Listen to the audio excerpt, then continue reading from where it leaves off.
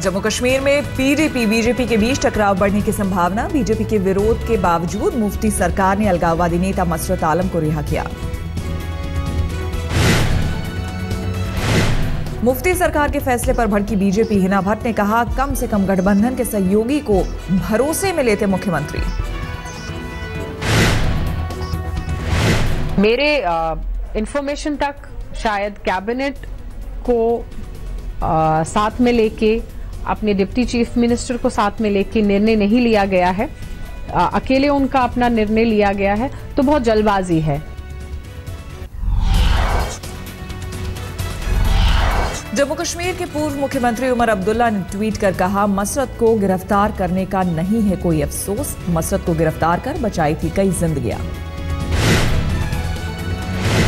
मसरत आलम की रिहाई को लेकर कांग्रेस ने प्रधानमंत्री नरेंद्र मोदी पर साधा निशाना। कहा, पीएम बताएं, मसरत राजनीतिक बंदी था या आतंकी। माननीय प्रधानमंत्री जी को इस बात का जवाब देना चाहिए कि मसरत आलम एक राजनीतिक बंदी थे कि एक आतंकवादी थे।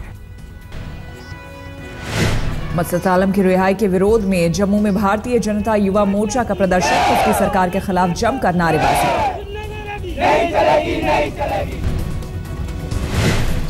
जेल से बाहर आते ही मसरत आलम ने उगला जहर। आज तक से कहा, छोटी जेल से निकलकर बड़े जेल में आ गया हूं। जहां तक जेल का ताल्लुक है तो हम उसे छोटी एक जेल समझते हैं, लेकिन पूरी रियासत जो है एक बड़ी जेल है। लिहाजा हम छोटी जेल से बड़ी जेल में आए हैं। इसका इतना इत्मीनान है कि बाहर जाकर हम इस मज़ामत में अपना हिस्सा अदा कर सकते हैं। 2010 में घाटी में पत्थरबाजी कांड का मुख्य आरोपी है मसरत आलम। हिंसा फैलाने के आरोप में गिरफ्तार हुआ था। 4 साल से बारामूला के जेल में था बंद।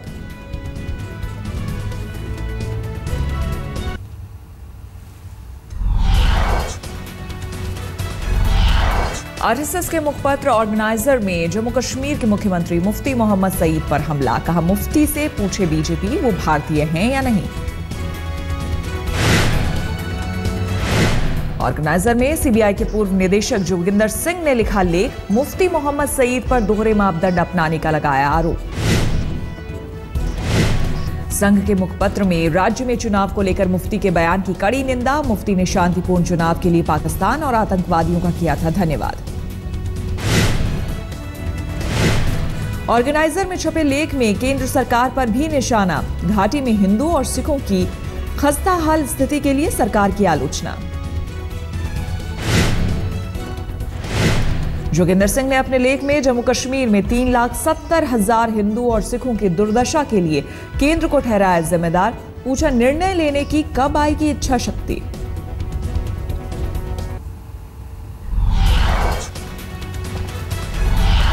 आम आदमी पार्टी में जारी आंतरिक कलह से नाराज योगेंद्र यादव ट्वीट कर कहा, हमारी भ्रष्टाचार से है लड़ाई, हमें आपस में नहीं लड़ना चाहिए।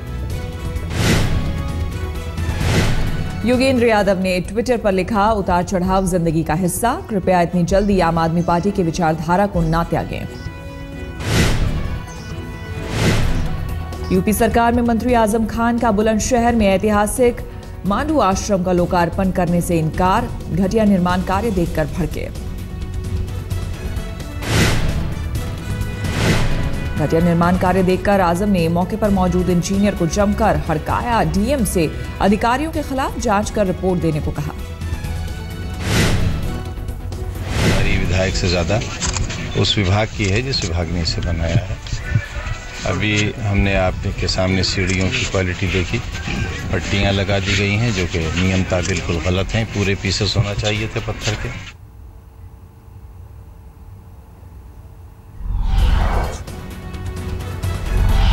दीमापुर में जेल तोड़कर रेप के आरोपी की हत्या के मामले में 14 लोग गिरफ्तार। तनाव को देखते हुए शहर में आज भी लगा है कर्फ्यू।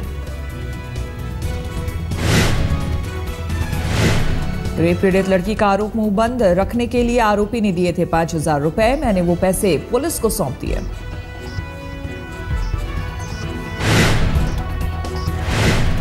पीड़ित लड़की ने आज तक से कहा, आरोपी शरीफ खान मेरा पड़ोसी था, मैं उसे जानती थी। राज्य सरकार से इंसाफ की लगाई गुहार।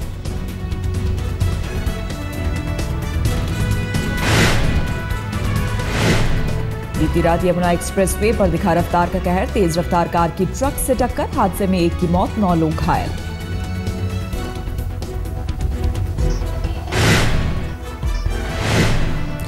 अलीगढ़ से कार में दिल्ली लौट रहा था परिवार। यमुना एक्सप्रेसवे पर 0 पॉइंट से कुछ ही दूर हुआ हादसा, सभी घायल अस्पताल में भर्ती।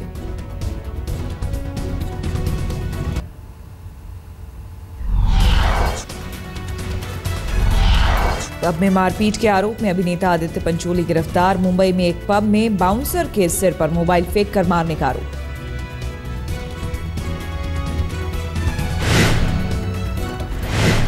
मोबाइल लगने से बाउंसर के सिर में आए 5 टाके। जुहू के होटल सी प्रिंसेस में पब में शनिवार रात हुई वारदात। पुलिस के मुताबिक पब में हिंदी गाना नहीं बजाने पर भड़के थे आदित्य पंचोली। पब में जमकर किया हंगामा।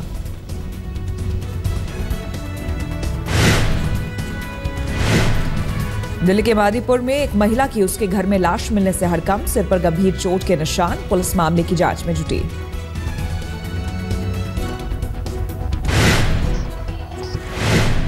यूपी के गोरखपुर में रोडवेज की बस ने बाइक सवार को कुचला। हादसे में बाइक सवार की मौके पर ही मौत। गुस्साए लोगों ने बस को फूंका।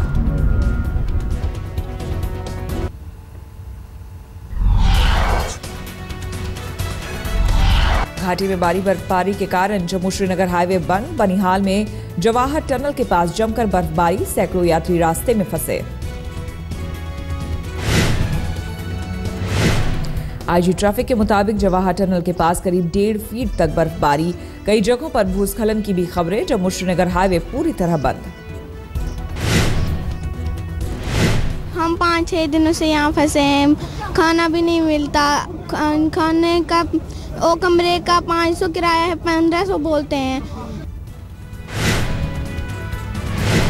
हिमाचल में शिमला के पास कुफरी में भी बर्फबारी। ताजा बर्फबारी से टूरिस्टों के चेहरे पर खुशी। स्थानीय लोगों के मुताबिक 25 साल बाद मार्च महीने में कुफरी में हुई बर्फबारी। दिल्ली समेत उत्तर भारत के कई शहरों में मौसम का बदला मिजाज। शनिवार शाम दिल्ली में कई जगहों पर तेज बारिश। मौसम विभाग ने कहा अगले 48 घंटों तक बारिश की आशंका।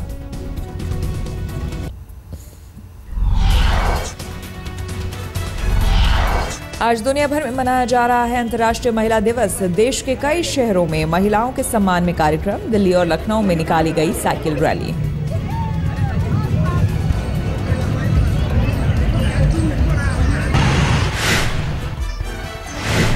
मुंबई में भी आज के दिन नारी शक्ति को सलाम। अंतर्राष्ट्रीय महिला दिवस पर कार रैली का आयोजन। महिलाओं ने बढ़ चढ़ कर लिया हिस्सा।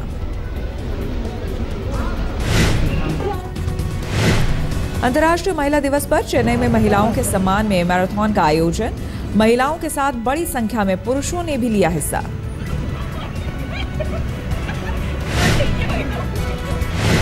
अंतर्राष्ट्रीय महिला दिवस पर प्रधानमंत्री नरेंद्र मोदी ने महिलाओं के साहस को किया सलाम।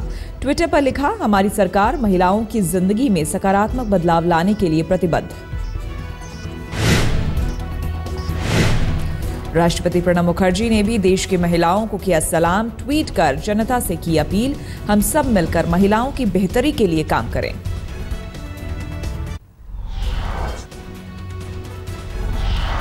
बैडमिंटन खिलाड़ी साइना नेहवाल ने रचा इतिहास। ऑल इंग्लैंड चैंपियनशिप के फाइनल में जगह बनाने वाली पहली भारतीय खिलाड़ी बनी। साइना ने सेमीफाइनल में चीन की सू यू को सीधे गेम में 21-13, 21-13 से दी शिकस्त। आज खेला जाएगा ऑल इंग्लैंड चैंपियनशिप का फाइनल मुकाबला। स्पेन की कैरोलिना मरीन से साइना की होगी टक्कर। ऑस्ट्रेलिया से न्यूजीलैंड पहुंची टीम इंडिया। न्यूजीलैंड में 10 मार्च को आयरलैंड से धोनी के धुरंधरों की भिड़ंत। पूल बी में टीम इंडिया सभी 4 मैच जीत हासिल करके 8 अंकों के साथ पहले नंबर पर। आयरलैंड ने 4 मैचों में हासिल किए 6 अंक, तालिका में चौथे नंबर पर।